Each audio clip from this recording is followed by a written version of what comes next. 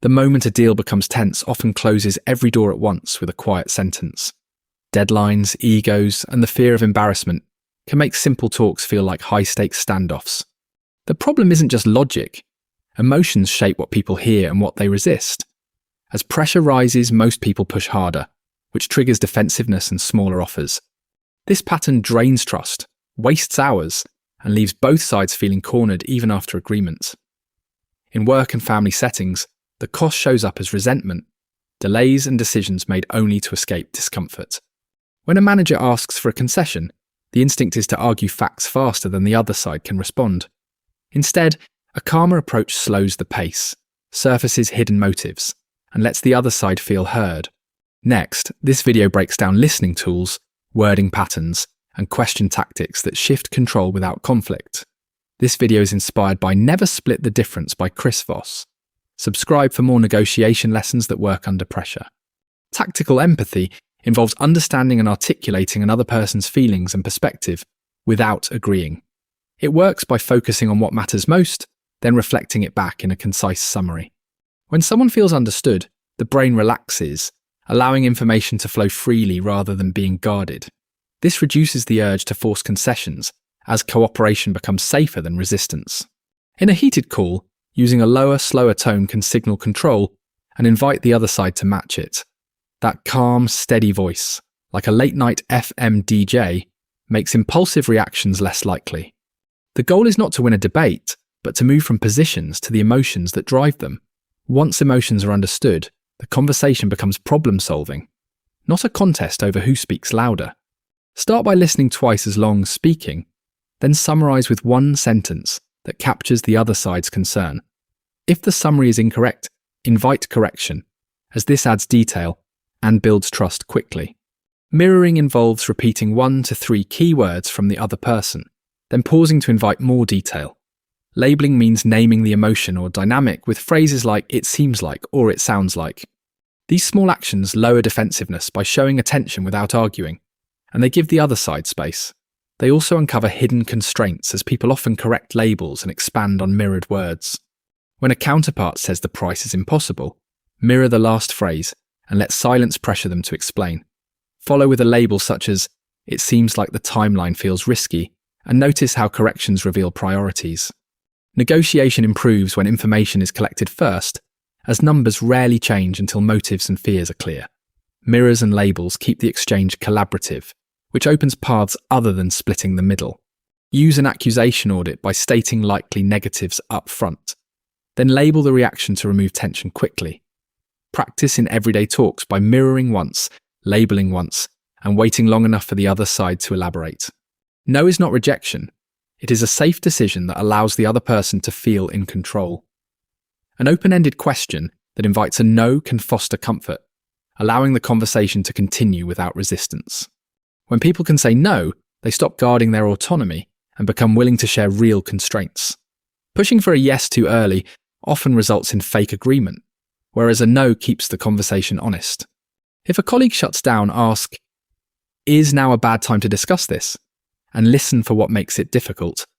After summarizing their view, aim for the response, "That's right," to signal recognition rather than compliance. This phrase matters because change occurs when the other side sees their own thinking reflected accurately. A simple "you're right" can end the discussion, but "that's right" tends to open the door to further steps. Use summaries that combine facts and emotions, then pause and allow the other person to confirm with their own words. If these tools help, subscribe to continue learning phrases that reduce friction and uncover better options. Calibrated questions, starting with how or what, encourage the other side to do the thinking. They work by inviting problem solving while giving the other person a sense of control. Instead of defending positions, people explain constraints, priorities, and trade-offs they were hiding. This approach transforms confrontation into collaboration, preventing costly assumptions. When someone demands an impossible deadline, respond with, "How am I supposed to do that?" and pause. The pause invites them to adjust the request, offer resources, or reveal what deadline pressure is really about. Good questions expand the menu of options, so you are not trapped between surrendering and splitting the middle. They also reveal what truly matters, often different from the initial demand. Write 3 calibrated questions for your next negotiation, starting with what or how. When answers come, label the emotion you hear, then ask a follow-up how question to deepen clarity. A black swan is a hidden piece of information that sits outside your expectations and changes everything, fundamentally altering the situation. To find these, listen deeply and ask careful questions, then use that insight to build a precise bargaining plan. Without hidden information, you negotiate in the dark and settle for the easiest compromise available, often missing better opportunities. With hidden information, you can trade on what they value most and protect what matters most to you, leading to a more favourable outcome. If someone repeats that a proposal is fair, treat it as a signal to probe for the underlying fear or concern. Ask what makes the number fair, then listen for a detail that reveals pressure, alternatives, or a non-financial concern. When you reach numbers, avoid splitting the middle and instead move in planned steps that shape expectations. A structured offer path starts near 65%, then 85, 95, and a final precise number. Write these target points in advance and pair each move with a calibrated question that forces the other side to explain. When you spot a black swan, adjust the plan quickly because one new detail can reshape the entire deal, leading to a better negotiation. Negotiation is more about guiding emotions and information toward a workable decision than pushing for agreement. When you stop trying to split the difference, you start searching for the path that actually solves the underlying problem.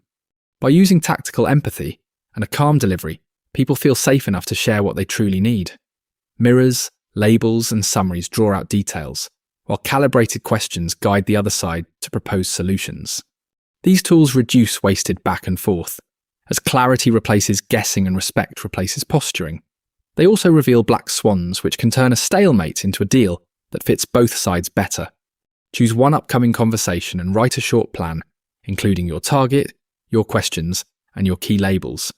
During the talk, let no be acceptable, and aim for that's right before you ever argue numbers. With practice, these habits make tough conversations calmer, and calm talks create better outcomes over time.